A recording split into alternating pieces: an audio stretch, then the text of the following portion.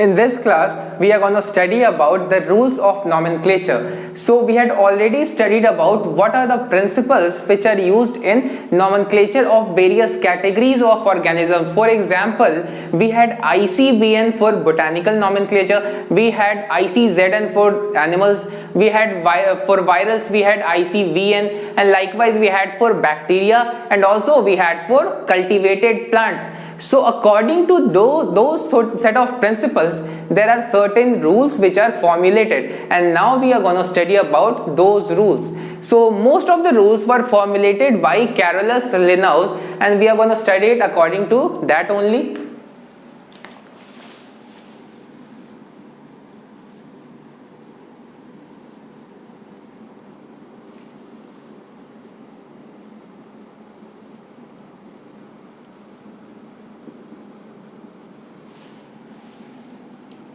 So the first rule would be that the name would consist of two names, that is जो species का name होगा वो दो word का बना होगा.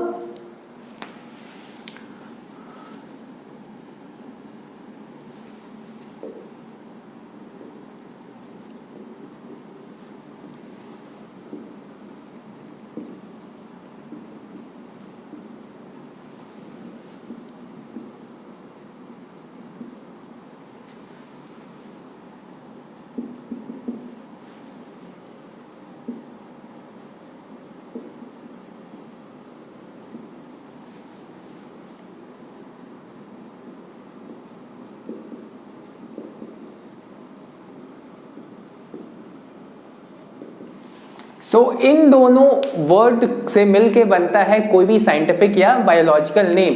तो पहला नेम क्या होगा? जेनेरिक नेम होगा जो कि जीनस को रिप्रेजेंट करेगा. जैसे कि होमो सेपियंस में होमो, जैसे कि मैंगीफेरा इंडिका में मैंगीफेरा, पैंथेरा लियो में पैंथेरा. तो पहला वर्ड होगा जीनस का, यानी कि वो जेनेरिक नेम होगा.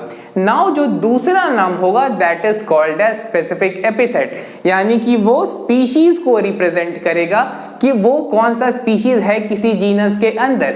जैसे कि पैंथेरा लियो और पैंथेरा टाइग्रिस. तो टाइग्रिस और लियो दोनों पैंथेरा जीनस के अंदर आया. तो these two are the species. So the first name would be the generic name and that would be followed by the specific epithet. पहला नाम generic है और दूसरा specific epithet.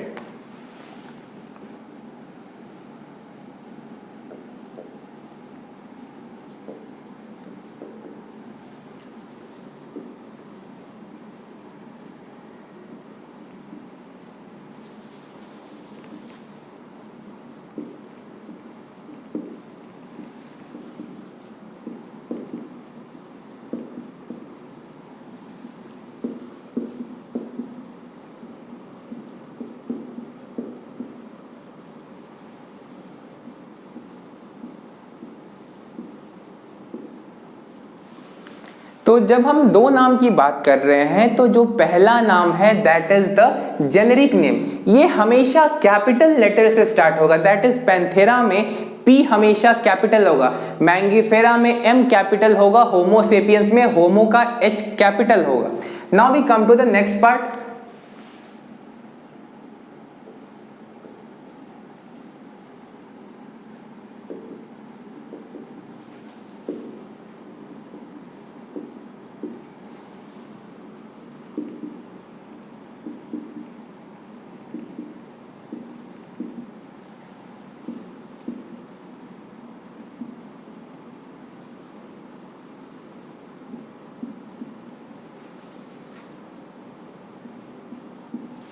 तो पैंथेरा लियो हम लाइन का बायोलॉजिकल नेम होता है. सो उसमें पैंथेरा का जो P है वो कैपिटल है, लेकिन लियो क्या है? स्पीशीज का नाम है, तो ये हमेशा स्मॉल l से शुरू होगा.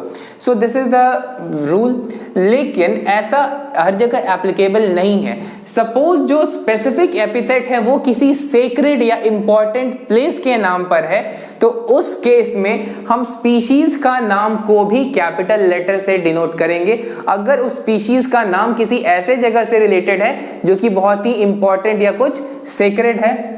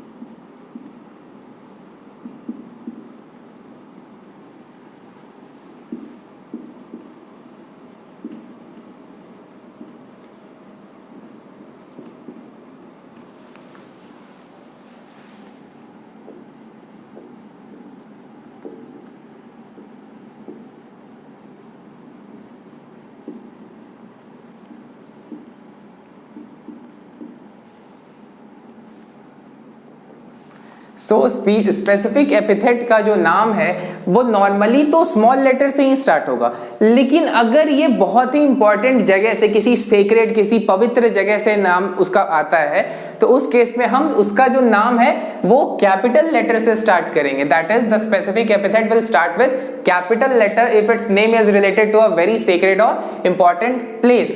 Now we come to the next rule.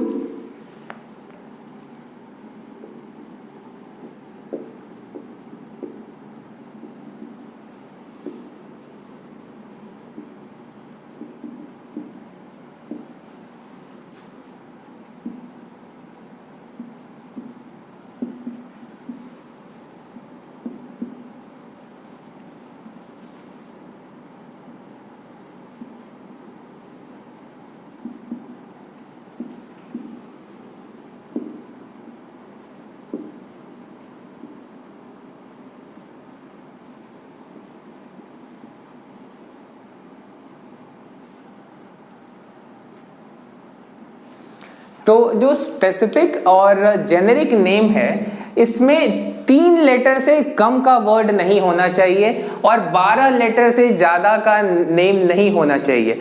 जैसे कि मैंगीफेरा में क्या है 9 लेटर्स है, प्लांटेरम में क्या है जो वहां पर 9 लेटर्स है, तो लाइकवाइज पैंथेरा में 8 लेटर्स है, होमो में 4 लेटर्स है, सेपियंस में 7 लेटर है। तो स्पीशीज और जेनेरिक का जो नाम है उसमें 3 से कम लेटर नहीं होने चाहिए और 12 से ज्यादा लेटर नहीं होने चाहिए। But there are exceptions to this rule, बहुत सारे केसेस में इसके भी एक्सेप्शंस होते हैं। So now we come to the next law.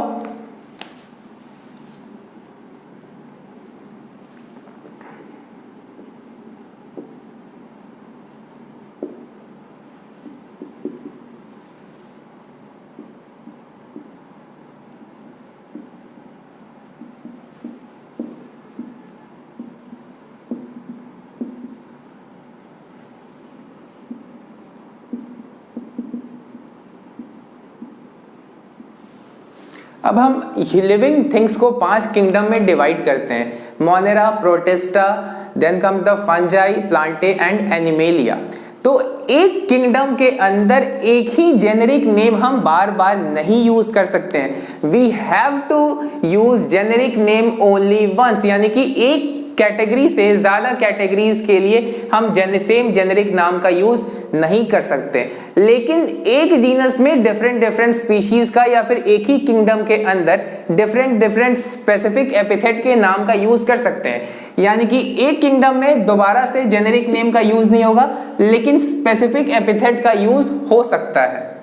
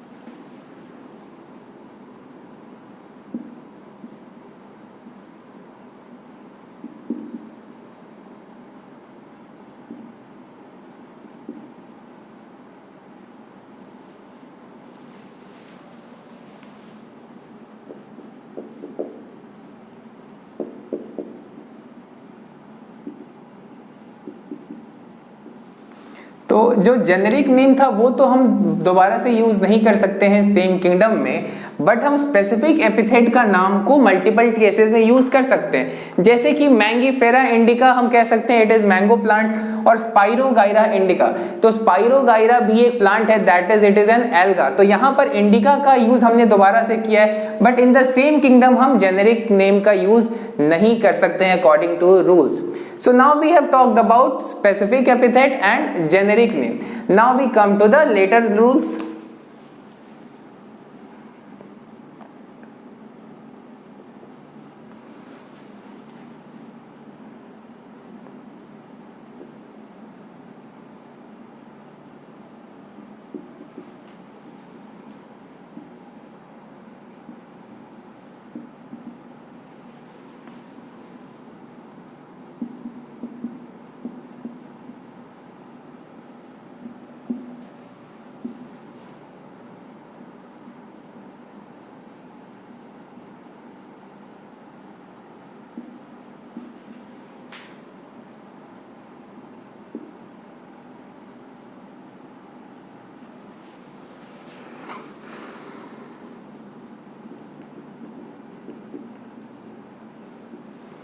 तो यहाँ पर हम लैटिन लैंग्वेज से वर्ड्स को डिराइव करते हैं। अगर नेमिंग में कुछ दूसरे लैंग्वेज का वर्ड आ गया है तो उसे हम लैटिनाइज कर देंगे, यानी कि उसका जो लैटिन वर्जन होगा उस वर्ड का, वो वर्ड को यूज करेंगे अगर हमने किसी और लैंग्वेज से वर्ड को पिकअप किया है तो। Otherwise we generally derive the word directly from Latin language, and Latin is a dead language, so from there we can derive और choose any word. So now we have seen the general rules and now we have to see the other rules.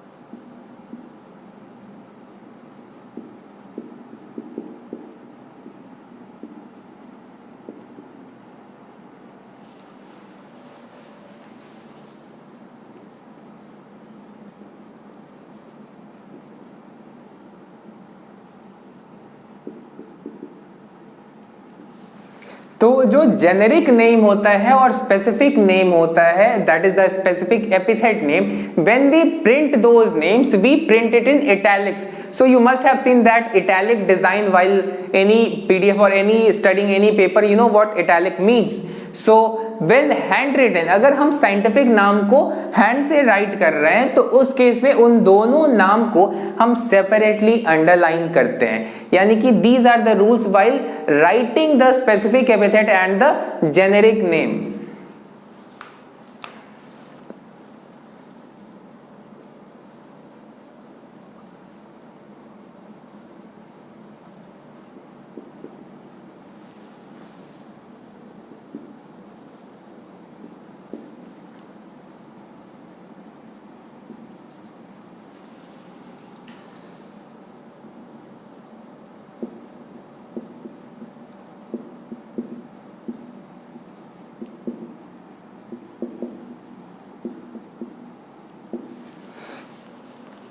तो यहाँ पर अगर हम genus के ऊपर के categories की बात कर रहे हैं, सपोज हमने इस टॉपिक के बाद हमें 7 कैटेगरीज के बारे में पढ़ना है, kingdom, phylum, class, order, family, genus, species. So यहाँ पर अगर हम जीनस के ऊपर के स्पीशीज की बात कर रहे हैं तो वहां पर हम उन वर्ड्स को इटैलिक्स में प्रिंट नहीं करेंगे. फॉर एग्जांपल क्लास मैमेलिया और फाइलम कॉर्डेटा, तो वैसे जगह पर हम मैमेलिया और कॉर्डेटा को इटैलिक्स में प्रिंट नहीं करेंगे. वहां पर हम उसे नॉर्मली जो हम लिखने में यूज करते हैं जो फॉर्म का, उसी फॉर्म का डायरेक्टली यूज करते हैं. वहां पर हम कभी भी किसी स्पेसिफिक तरीके से उसे डिजाइन नहीं देते, just like italics. So now we have studied these 10 rules. Now we also have to study some more rules.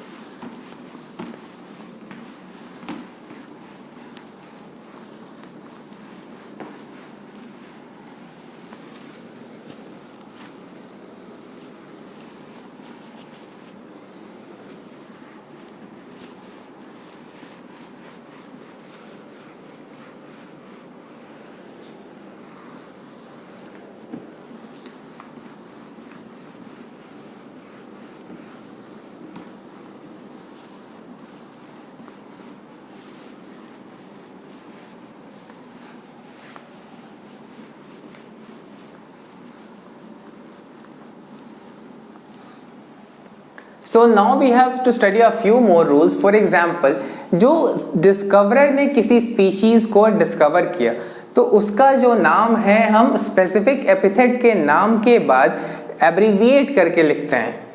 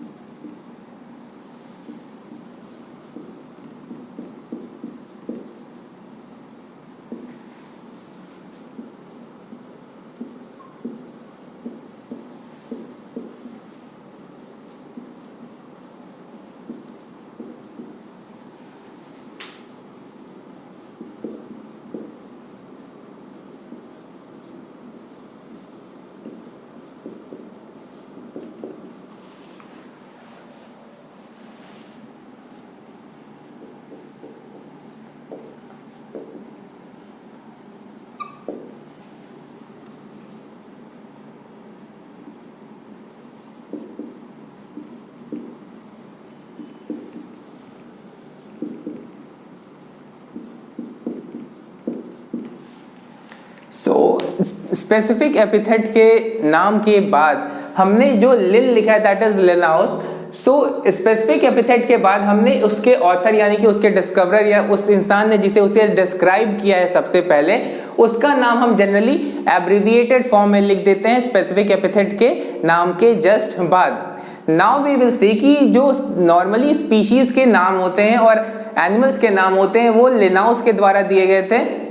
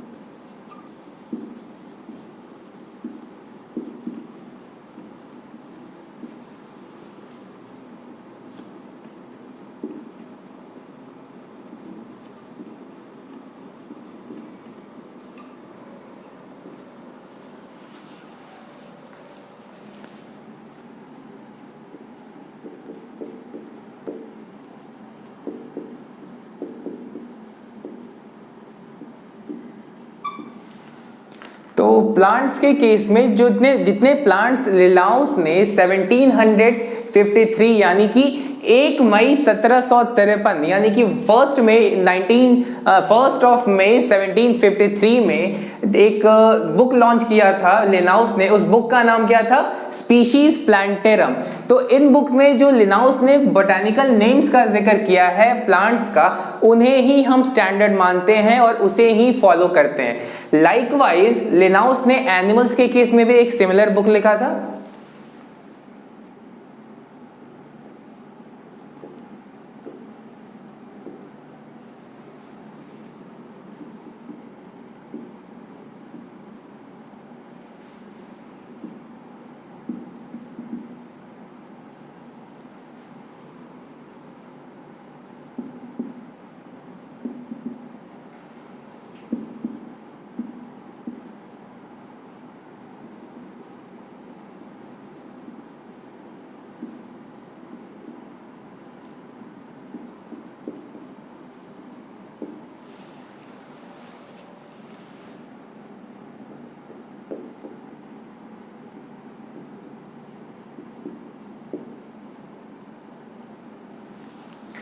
Animals के लिए भी लिनाउस ने बुक लिखा था। उस बुक का नाम क्या था?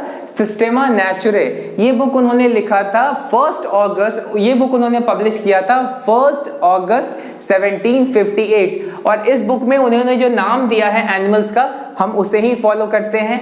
तो इन दोनों के पहले जो भी नाम दिए गए हैं वो एक्सेप्टेड नहीं है, वो इनवैलिड हो जाते हैं। यानी कि अगर इस बुक से पहले किसी और इंसान ने किसी भी एनिमल के लिए एक सर्टेन नाम दिया है तो वो इनवैलिड हो जाएगा। यानी कि इस बुक के बाद अगर किसी सर्टेन इंसान ने खुद ही से किसी एनिमल या प्लांट को डिस्कवर करके को उसका नाम दिया तो वो वैलिड तो हो सकता है, लेकिन अगर इस दोनों बुक्स के पहले अगर किसी इंसान ने कोई भी नाम दिया होगा किसी भी स्पीशीज को, in the case of plants and animals, then that name would be null and void.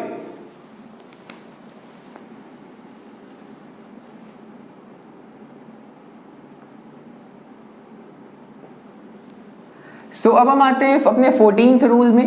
14th rule में क्या हुआ था कि जो हमारे अलग अलग डिफरेंट साइंटिस्ट उस समय पर नए नए नाम्स का फॉर्मेशन कर रहे थे, नए नए नामों का फॉर्मेशन कर रहे थे। तो वहां पर बहुत सारे अलग अलग साइंटिस्ट जो थे वो एक ही स्पीशीज के अलग अलग नाम दे रहे थे। तो उस केस में एक कॉन्ट्रडिक्शन अराइज हो गया कि किस साइंटिस्ट का नाम को कंसिडर किया जाए। तो हो सकता है अगर मैंगो प्लांट है तो उसके लिए अलग अलग साइंटिस्टों ने अलग अलग नाम दिया, तो वहां पर ये कंफ्यूजन क्रिएट हो रहा था कि आखिर किस नाम को फॉलो किया जाए। तो उस केस में एक लॉ बनाया गया जिसे कहा जाता है law of priority.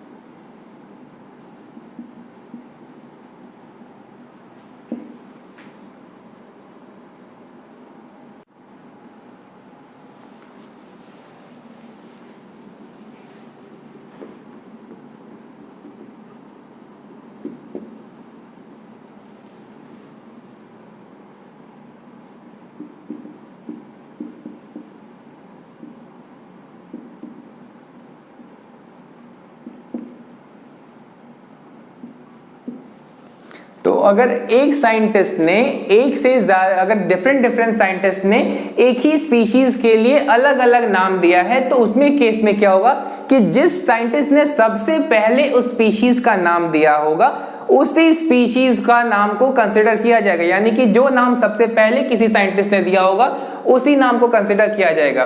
So that is what is written that if more than one person gave different names for the same species then the first name is considered. यानी कि जिस साइंटिस्ट ने सबसे पहले नाम दिया उसी का नाम को कंसिडर किया जाएगा। Now we come to the 15th। तो क्या होता था कि कभी कभी स्पीशीज और जेनस का नाम सेम टू सेम लिया जाता है। नॉर्मली स्पीशीज का नाम डिफरेंट होता है और जीनस का नाम डिफरेंट होता है, लेकिन कभी कभी स्पीशीज और जीनस का नाम सेम ही होता है।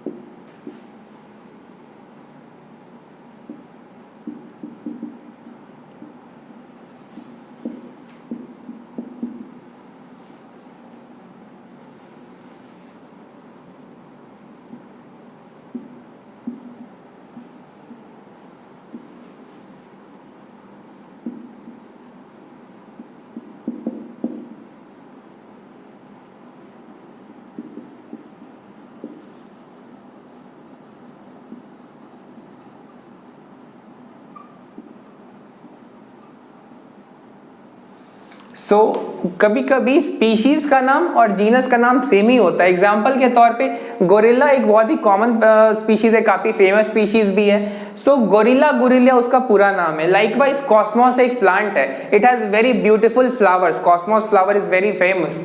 सो इसका भी नाम, दोनों नाम सेम है, यानी कि जीनस का भी नाम सेम है और उसके स्पीशीज का भी नाम सेम है। गोरिल्ला के केस में भी जीनस का भी नाम सेम है और स्पीशीज का भी नाम सेम है। So now we have understood और we have now studied the normal laws of nomenclature. इसके अलावा और भी बहुत सारे लॉज है नॉमेनक्लेचर में, but we will not go into those details because those things are beyond our syllabus. In fact, most of these things are also not very much included, but we have to understand these common things. These are not very much extra from our syllabus, but still we have to know certain things to understand something in depth. So these were the normal laws of nomenclature. So we have now understood how we will name a new species, but for naming a new species there are certain sets which are or certain things which are known as type specimen. So these are also necessary for naming, but we will study that later. So after nomenclature, we have now study about taxonomy and systematics. So taxonomy and systematics are not very much different from each other, but they definitely do have some few differences. So we will study that now, that is taxonomy and systematics.